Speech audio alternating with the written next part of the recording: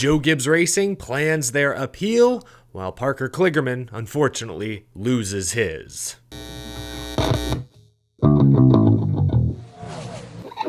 How's it going, y'all? My name is Eric. Welcome to Out of the Groove. We'll talk penalties in just a few moments, see how past decisions may explain present and future rulings. But I want to discuss a couple other things first, like NASCAR 25, the new console video game being developed by iRacing. Today, in a 5-minute dev diary video, which I'll link in the description below, they showed off career mode. The new game, they say, will feature a legit ARCA to trucks to Xfinity to Cup pipeline. In addition to racing, there'll be side quests you have to do to help boost your reputation. They said you could choose to focus more on your driving career and or the team owner side. They also said they'll work in social media criticism into the game. It's not just going to be drivers who might be commenting on how you performed during the race on social media. Some of the most popular NASCAR social media influencers will be chiming in as well. I hate the word influencer, but hey, iRacing.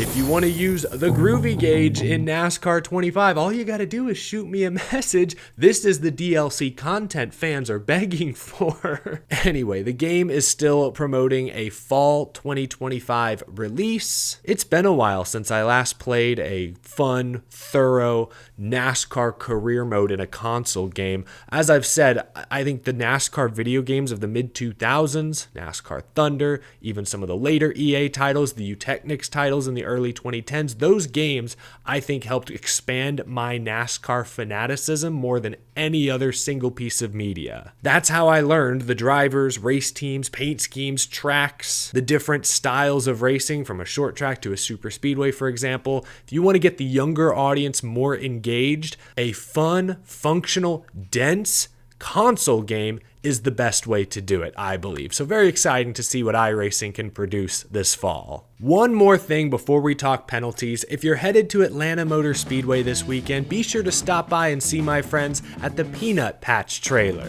Hey, what's going on? I'm Brent here. We're over here in Nashville at the race, and I'm here with who? What's your name, buddy? My name Dominique. This is the first time you ever had boiled peanuts before, right? First time ever. Awesome. So I'd love for you to try ours for the first. So we got the Cajun. It's like an edamame bean with a southern accent. I even take my teeth and all. So, scale of 1 to 10, what do you think?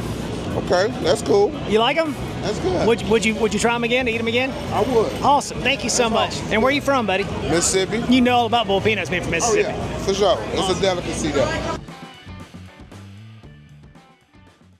Bad news for Parker Kligerman. This afternoon, the National Motorsports Appeals Panel decided to uphold the penalties levied against Henderson Motorsports, saying, quote, "The panel confirms it is more likely than not a rules violation did occur and the disqualification penalties necessitates a race disqualification." Henderson Motorsports responded on social media saying, quote, "Unfortunately, we have lost our appeal regarding our DQ from last week's race at Daytona. While we feel we had a very strong case, we respect the panel's decision. We'd again like to thank all the fans for their support. We've shown that we can compete and we'll be back. See you all in Bristol." Brutal for Henderson Motorsports and for Parker Kligerman. Part-time team, part-time driver, a semi-retired driver. Kligerman full-time in the TV booth this year with the CW. Daytona would have been his 4th career Craftsman Truck Series victory. Truck was found to be too low in post-race tech. Brutal, brutal loss for Parker Kligerman. But I mentioned he's going over to TV full-time. We already got a taste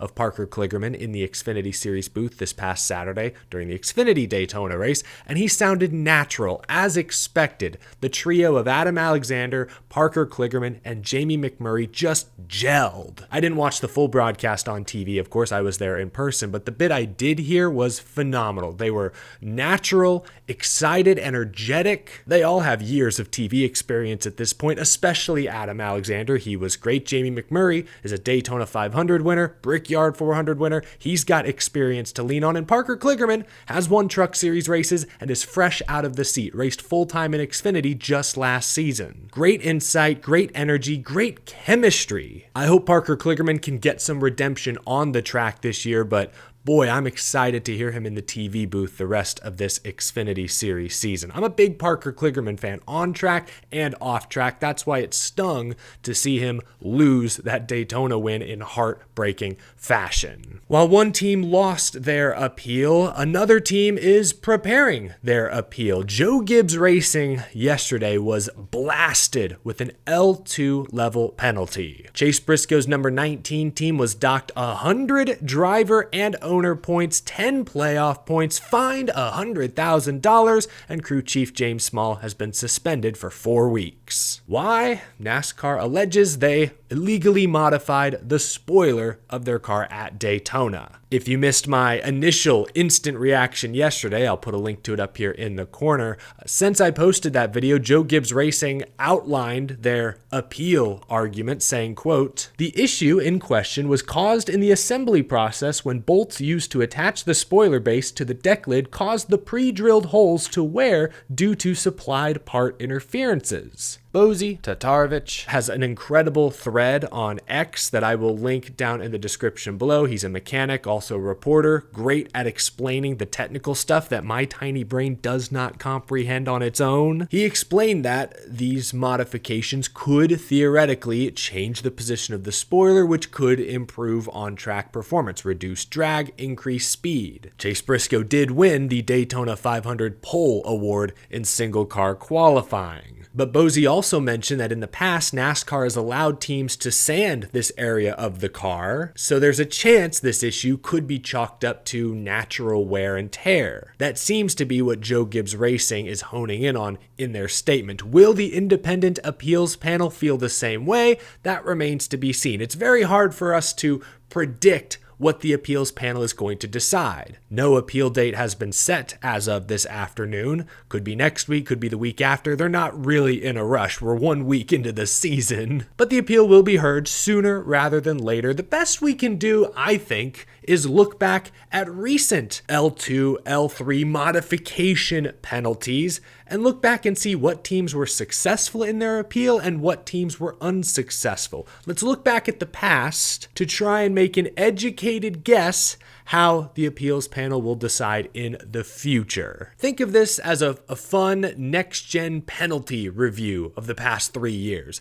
2022 spring, Brad Keselowski and RFK Racing were hit with an L2 penalty for modifying a body panel they weren't supposed to. RFK claimed the part had been repaired prior to being used due to, at the time, there being a next-gen car supply shortage. They appealed that 100-point penalty and lost. Later that season, Kevin Harvick, Stewart-Haas also received a 100-point penalty for modifying a single-source part. They saw what happened to RFK and didn't bother appealing. In 2023, of course, we remember Louvergate. All 4 Hendrick Motorsports cars were hit with 100-point penalties each for illegally modifying the hood louvers. At the time, Hendrick argued that the spec parts they received from NASCAR's independent manufacturer didn't fit the car. They had to be modified to fit. Ultimately, Hendrick won their appeal, mostly at least. They got the points penalty rescinded, but still had to pay a fine. It's worth noting that Justin Haley, Kaulig Racing, were hit with basically the exact same penalty at the same time. They lost their appeal, but ultimately had the points rescinded after NASCAR saw the results of the Hendrick appeal. Then, of course, there was the makeup call. Bowman and Byron of Hendrick got hit with L1 penalties for modifying the greenhouse. They didn't bother appealing. Richard Childress Racing, Austin Dillon was hit with an L1 penalty for modifying the underwing. They did appeal.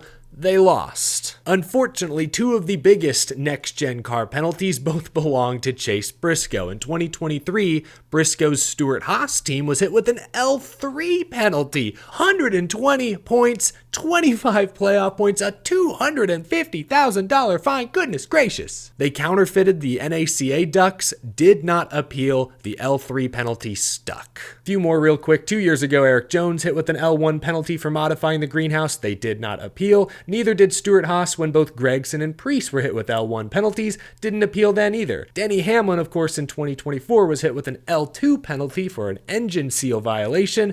Lost 75 points, 10 playoff points. They did not appeal that one either. So, in conclusion, there have been 10 I guess maybe we don't count the Denny Hamlin one. There have been 9 major midweek penalties related to next-gen car modifications. Of those 9 examples, 5 teams did not appeal, just took the penalty. 3 teams did appeal and lost. The only team that was remotely successful in their appeal was Hendrick Motorsports with the louvers, and there, the appeal panel still found that they broke the rules. It was weird because they said, yes, you modified a part you weren't supposed to, they just took away the points penalty. Remember, NASCAR, after that decision, changed the wording in the rulebook, said that the appeals panel, if they find the team guilty, can't change the penalty. They can only uphold the penalty NASCAR has handed down. So really, even Hendrick didn't really win their appeal. They were found guilty. They just got the penalty mostly rescinded, which was strange. So really,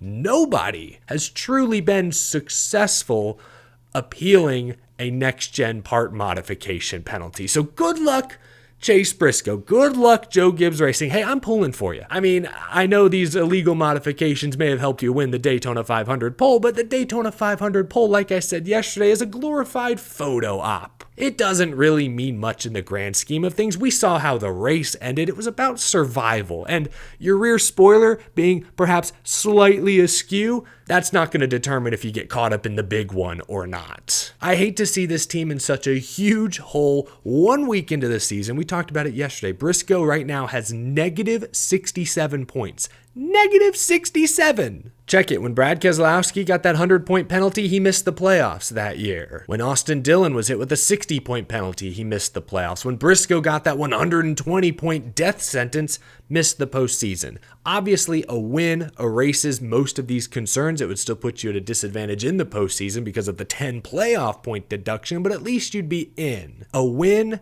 eases a lot of the pain, but it won't make it all go away. This 100-point, 10 playoff point penalty is going to be felt all year long. If they truly broke the rules, I guess they deserve it. But if there's a gray area, it'll be interesting to see how the independent appeals panel decides. We went over the history, and history says the panel usually sides with NASCAR. But maybe Joe Gibbs Racing, Chase Briscoe will have a strong enough argument that they can buck that trend.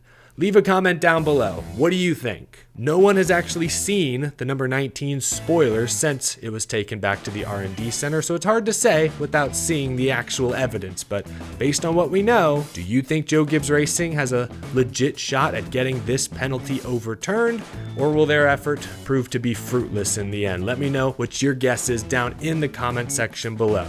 That's all for this one, folks. Leave a like if you enjoyed. Subscribe for more NASCAR content daily here on Out of the Groove, getting you from one Sunday to the next all year long. Big thank you to my Patreon supporters as well. In case you missed it, earlier today, my buddy Dale Tanhart came on the show to talk Atlanta. We went over some surprising stats. He gave me some sleeper picks to watch out for. Interesting conversation. Encourage you to check it out in case you missed it. But that's all for today, folks. I will see you again real soon. Have a wonderful rest of your night.